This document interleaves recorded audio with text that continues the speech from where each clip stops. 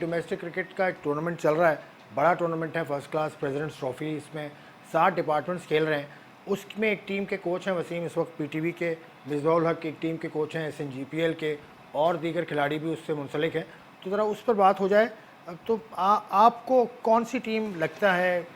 3 teams अगर मैं आपसे पूछूं, वैसे मुझे तो लगता है वापडा, एसएनजीपीएल तो उनका कोई मैच नहीं है, लेकिन आप अगर कुछ कहना चाहें। देखिए, अगर आप देखते हैं ये सबसे ज़्यादा प्रिपेयर्ड या वेल सॉर्टेड जो टीम नज़र आ रही है वो SNGPL की आपको नज़र आ रही है, क्योंकि मैं जब हमारा उनसे मैच था तो मैं अपने बच्चों को, टीम वालों को यही बता रहा था कि हमारे शायद 70-80 फर्स्ट क्लास मैच भी सारों के मिला के नहीं बन रहे थे, क्योंकि सारे यंगस्टर्स हैं, अंडर 19 से आए हुए हैं। और दूसरी तरफ हमने किया था तो आई थिंक 250 के करीब टेस्ट मैचेस बनते हैं उस टीम के अंदर। अगर आप आबिद के, अजहर, असद शफीक, बिलावल भट्टी, काफ़ी प्लेयर हैं उनके जो टेस्ट खेले हुए हैं, तो 250 से ज़्यादा टेस्ट मैचेस का एक्सपीरियंस उनके पास मौजूद है।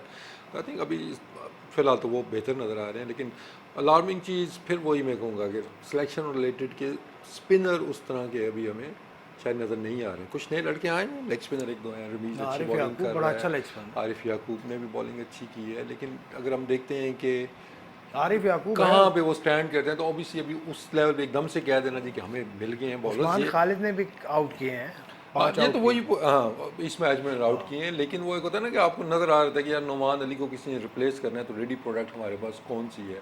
क्योंकि एक मेहरान थे, पूरा नाम उनका मेहरान मुमताज़ थे, उनका बड़ा जिक्र सुना था मैंने इस साल जी के, शायद वो टूर पे भी जाने वाले थे, उनका नाम कंसिडरेशन में था, लेकिन अभी वो प्लेइंग 11 का हिस्सा नहीं बन पा रहे हैं डोमेस्टिक का। तो दैट मीन्स कि शायद वो क्वालिटी अभी डेवलप नहीं कर सके हैं कि जो कि होनी चाहिए, क्योंकि अगर आप डोमेस्टिक की टीम में परमानेंट जगह नहीं बना सकते तो फिर आप क्लेम नहीं कर सकते जी कि मैं इंटरनेशनल मटीरियल